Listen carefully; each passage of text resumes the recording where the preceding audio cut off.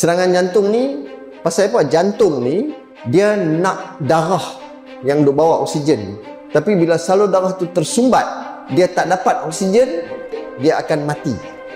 Bila sebahagian daripada jantung tu mati, dia tak boleh berfungsi lah.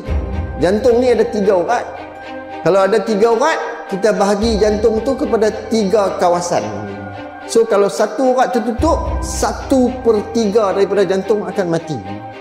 Kalau 1/3 jantung akan mati, dia tak boleh pump macam selalu. Dia tak boleh buat kerja macam selalu. Sebab dia dah kurang 1/3.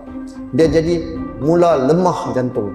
Jadi kita nak kena selamatkan, jangan bagi otot tu mati. So sebab tu serangan jantung kena cepat-cepat pergi buka balik salur darah tu, supaya darah tu boleh lalu balik, supaya otot jantung tu dapat balik bekalan oksigen dan dia boleh terus hidup, terus berfungsi.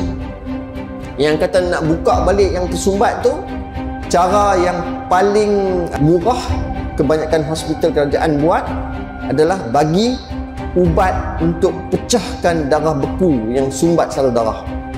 Tapi ubat ni cuma berkesan dalam 50% daripada kes. Sekiranya kita kena serangan jantung, dalam tempoh sejam kita dapatkan rawatan ubat pecah darah beku tu, insya-Allah peratus berjaya lebih tinggi. Tapi itulah, memang kebanyakan kita nak sampai dekat hospital dalam masa sejam bukan susah sebenarnya, bertagak. Bukan kot, tak apa kot, tunggu ustaz lah, minum ayak kah dulu, urut kah dulu, macam-macam lah. Barulah lagi nak pergi klinik lah pula dulu, barulah nak sampai hospital. Jadi makan masa, kita buang masa di situ. Jadi kalau kita rasa kita ada masalah sakit dada, secepat-cepat ke klinik yang terdekat yang boleh buat ECG, ataupun terus ke unit kecemasan mana-mana hospital.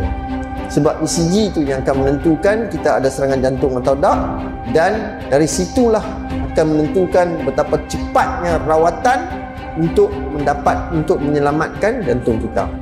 Masa itu penting. Kita buang masa, jantung akan mula mati. Lagi cepat kita dapat rawatan, lagi bagus. Lagi banyak kawasan yang boleh diselamatkan daripada mati. Rawatan tu doktor akan bincang di situlah, sama ada nak bagi ubat pecah darah beku ke, nak buat angiogram, nak buka urat tu dengan balon ke, ataupun apa-apa, semua doktor tu akan bincangkan kemudian.